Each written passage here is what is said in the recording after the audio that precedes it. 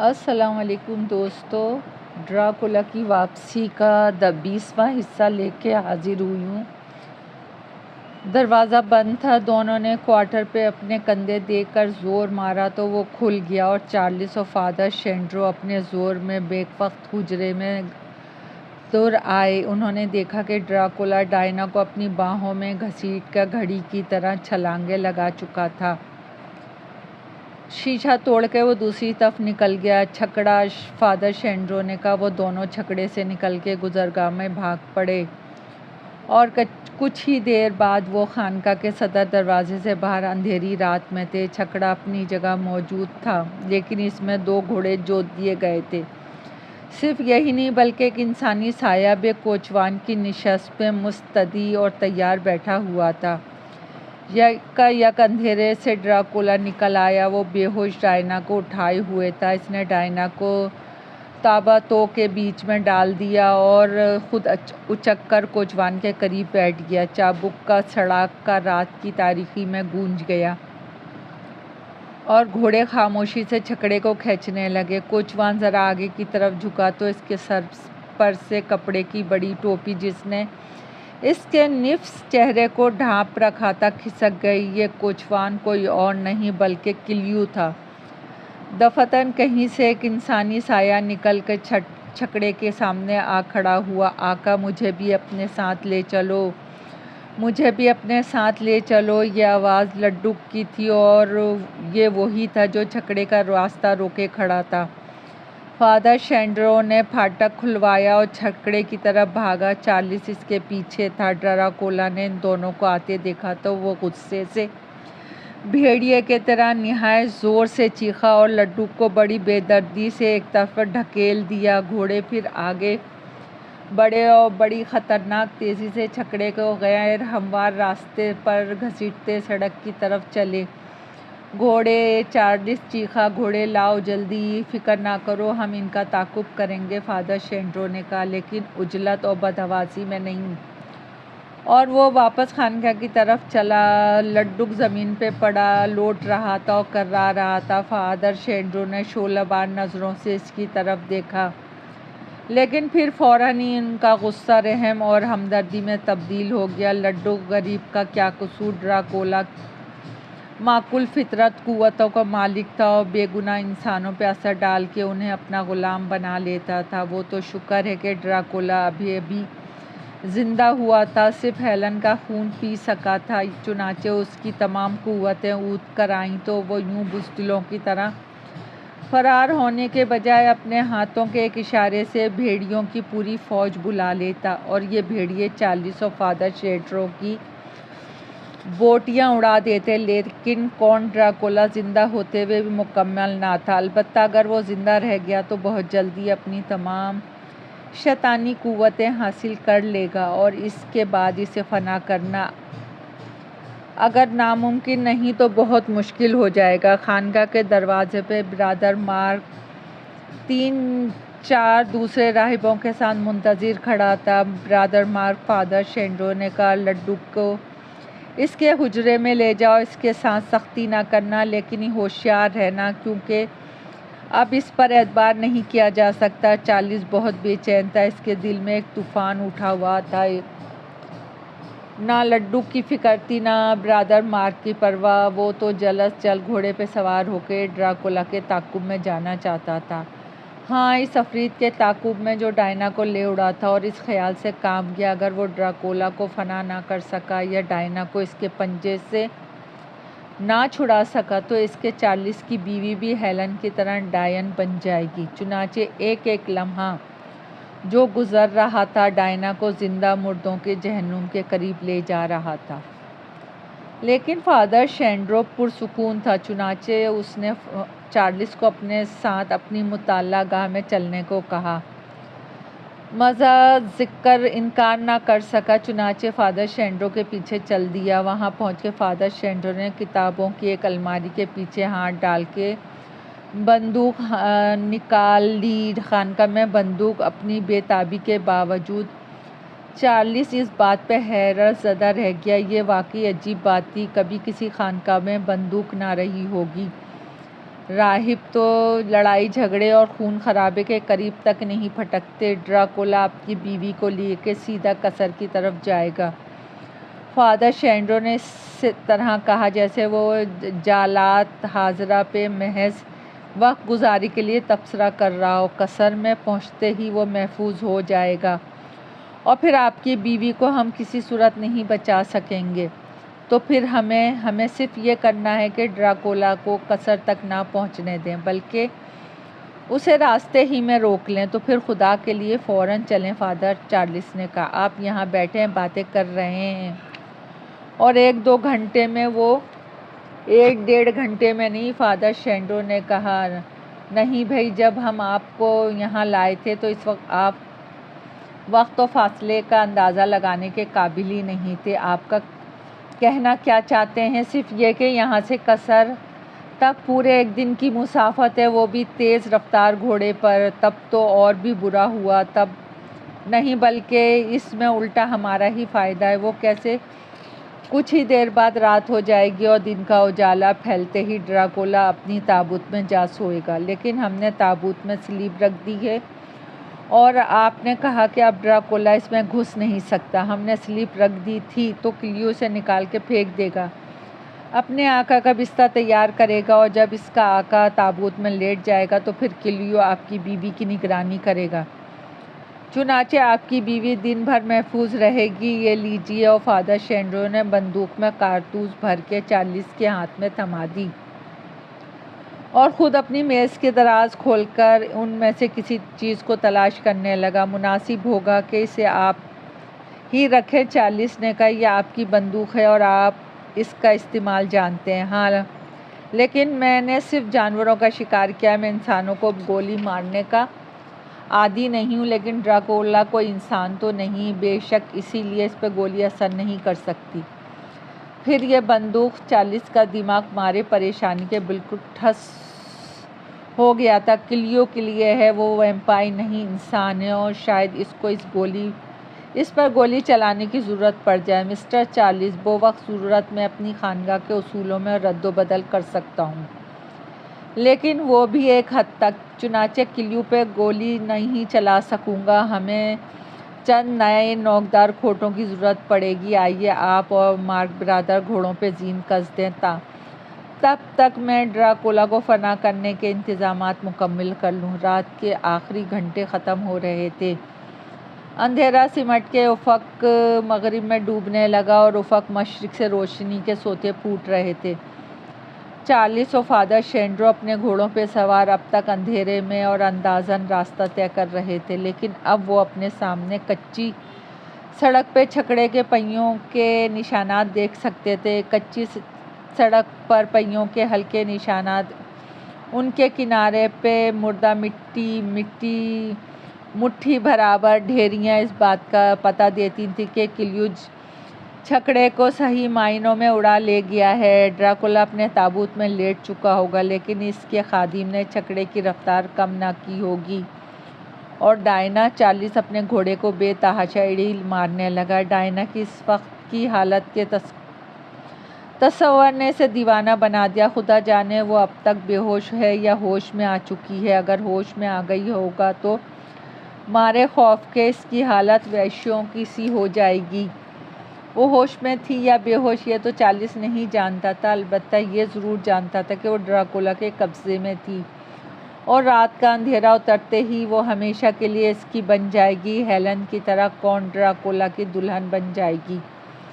وقت تیزی سے گزر رہا تھا۔ فادر شینڈرو اصرار کر رہا تھا کہ گھوڑوں کو ذرا سستا لینے دیا جائے، لیکن چارلس اس قدر بے تاب تھا کہ گھوڑوں کو دم نہیں لینے دینا چاہتا تھا۔ انہیں مار مار کر اس وقت تک بھگاتا رہا جب تک وہ بے دم ہو کے گر نہیں جاتے۔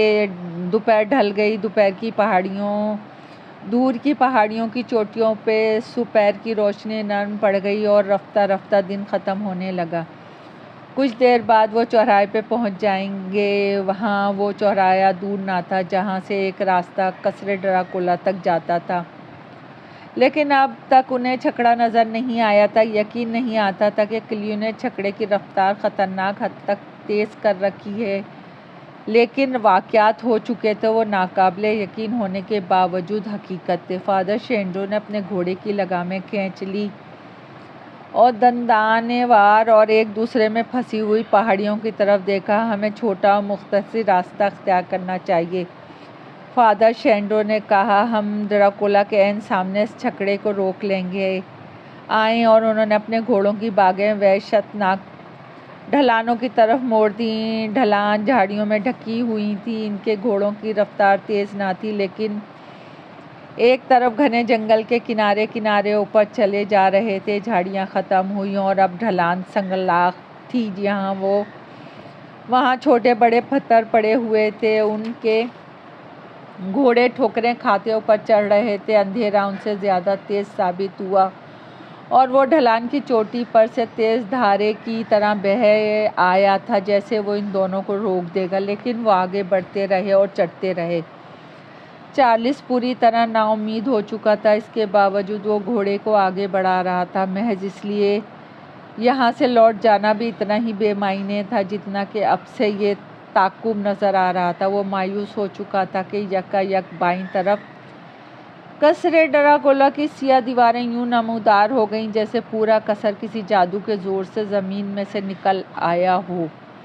عین سامنے راستہ تھا اور کچے راستے پہ چھکڑے کے پہیے کے تازہ نشانات نظر نہ آ رہے تھے۔ ڈراکولا کا چھکڑا اب تک اس طرف سے نہ گزرا تھا۔ فادر شینڈرو اپنے گھوڑے پر سے اتر آیا اور اسے ایک درخت سے باندھ دیا۔ چارلس نے اس کی تقلید کی۔ وہ دونوں اپنا دم درست کر رہے تھے کہ چھکڑے کے پہیوں کی گڑگڑاہٹ کی آواز سنائی دی۔ چارلس اور فادر شینڈرو درختوں کے جھنڈ میں سے نکل کے سڑک کے اسی موڑ کی طرف بڑھے جس کی دوسری طرف یہ آوازیں آ رہی تھیں۔ آواز سے معلوم ہو رہا تھا کہ چھکڑا آہستہ چل رہا تھا۔ گھوڑے شاید مسلسل سفر کی وجہ سے تھک گئے تھے۔ موڑ پر چھکڑا نمودار ہو گیا۔ کلیو کوچوان کی نشست پہ اکیلا بیٹھا ہوا تھا۔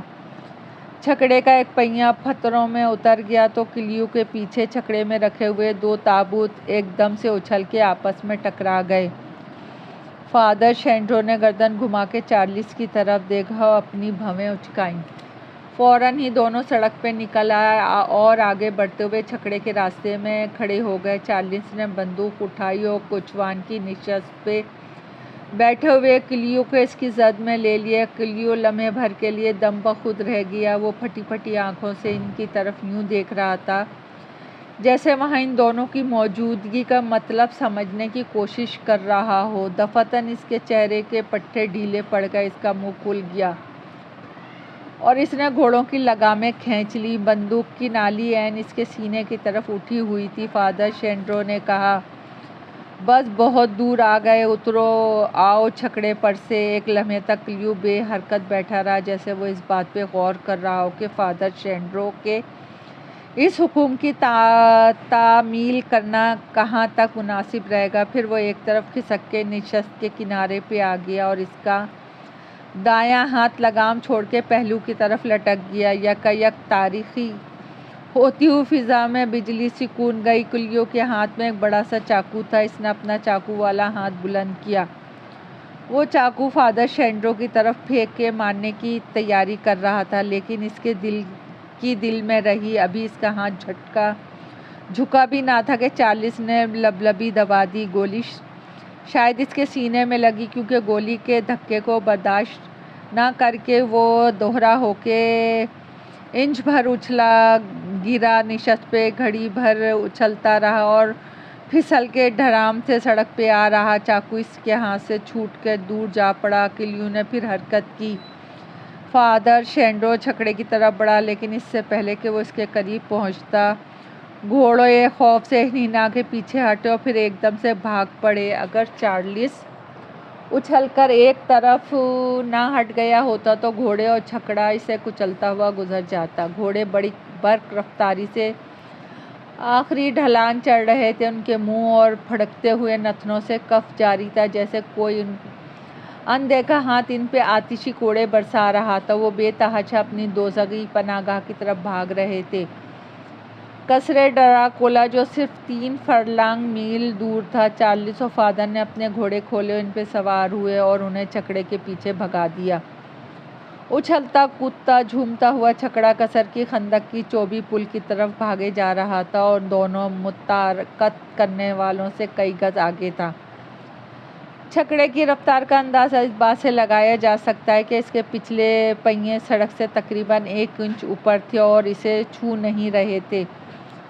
بے تحاشا بھاگتے ہوئے گھوڑے خندق کے پل سے گزر رہے تھے کہ چھکڑے کا پہیہ آڑ میں پھنس گیا، جس کا دوسرا سرا کسر کی دیوار میں مضبوطی سے لگا ہوا تھا۔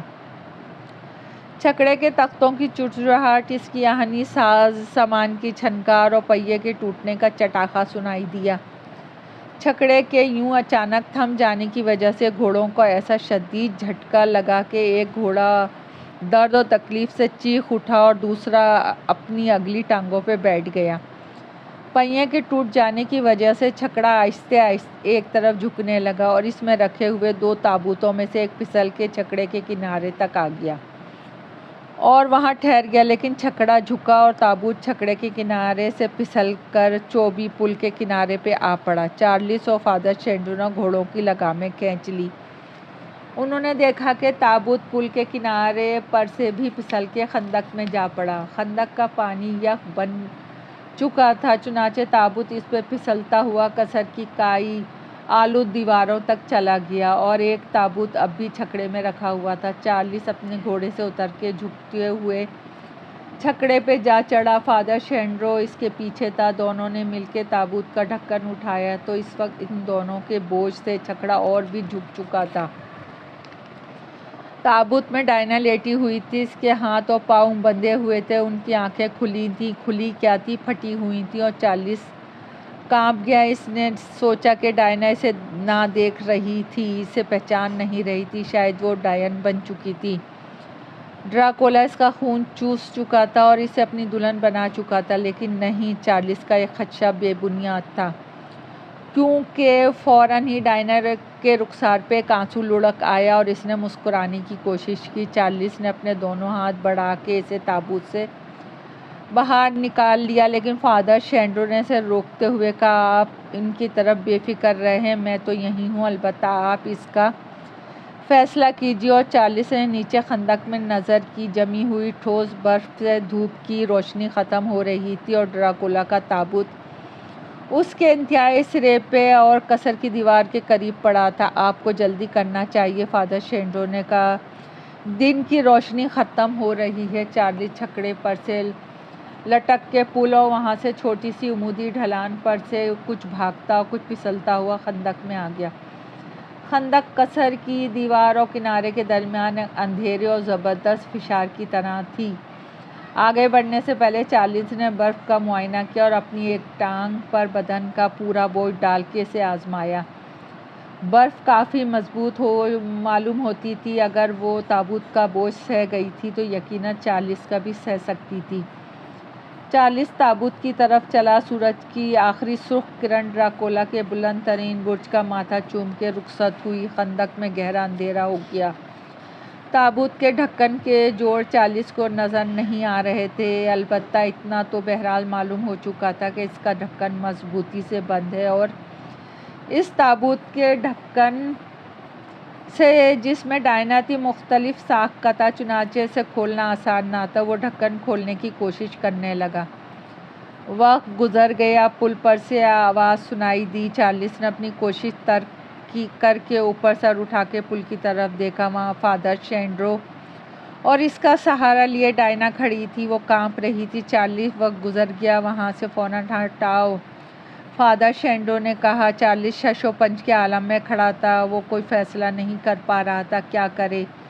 وہ ذرا سا تابوت کی طرف گھوم گیا۔ یعنی اسی وقت تابوت میں لیٹے ہوئے ڈراکولا نے ڈھکن اٹھا کے دور پھینکا اور ایک استخوانی ہاتھ نے تابوت میں سے نکل کے چارلس کی کلائی پکڑی۔ اس کا سرد اور پتلی انگلیوں کی گرفت آہنی تھی۔ چارلس نے اپنے قدم جمانے کی کوشش کی کہ اس عفریت کا مقابلہ کر سکے جو تابوت میں سے نکل رہا تھا۔ اس کے پیر جمنے کے بجائے برف سے پھسل رہے تھے۔ گولی مار دیجیے اسے، ڈائنا چیخ رہی تھی۔ آپ اسے گولی کیوں نہیں مارتے؟ بے فائدہ ہے بیٹی، فادر شینڈرو کی آواز میں تعصب تھا، گولی اس پہ اثر نہیں کرے گی۔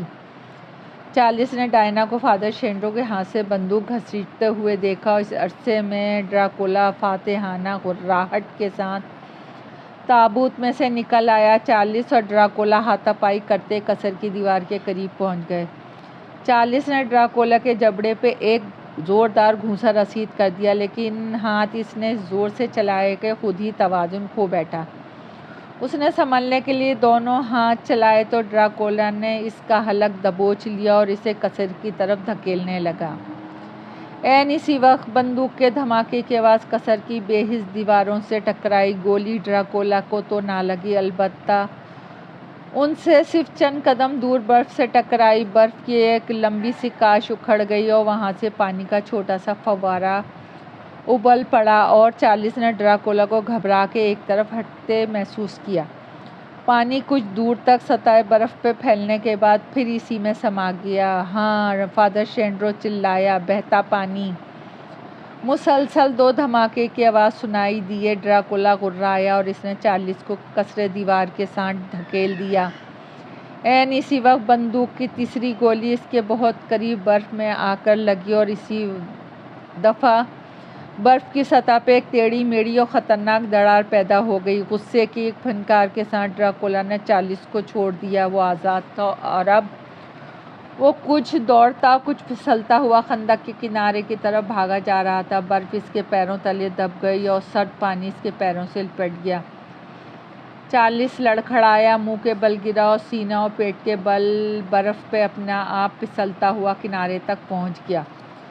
جب تک وہ ساحل پہ چڑھ رہا تھا اس نے بندوق کے کئی ایک مسلسل دھماکے سنے۔ فادر شینڈرو نے بندوق میں نئے کارتوس بھرے اور متواتر لبلبی دبانے لگا۔ برف پر گولی کے لگنے اور پھر اس کے فوراً بعد ہی برف کے پھٹنے کی آواز سنائی دیتی۔ سطح برف پہ کئی دراڑیں پیدا ہو گئیں اور مسلسل گولیوں کی تاب نہ لا کے وہ سب کی سب آپس میں بغل گیر ہو گئیں اور یک بستہ سطح سے پانی کے سوتے پھوٹنے نکلے اور پانی برف کی سطح پہ پھیلنے لگا۔ ڈراکولا دیوار میں گھسنے کی کوشش کر رہا تھا۔ وہ پشتے تک پہنچنے کی کوشش کر رہا تھا کہ اس پہ چڑھ کے اپنے آپ کو فنا ہونے سے بچا لے۔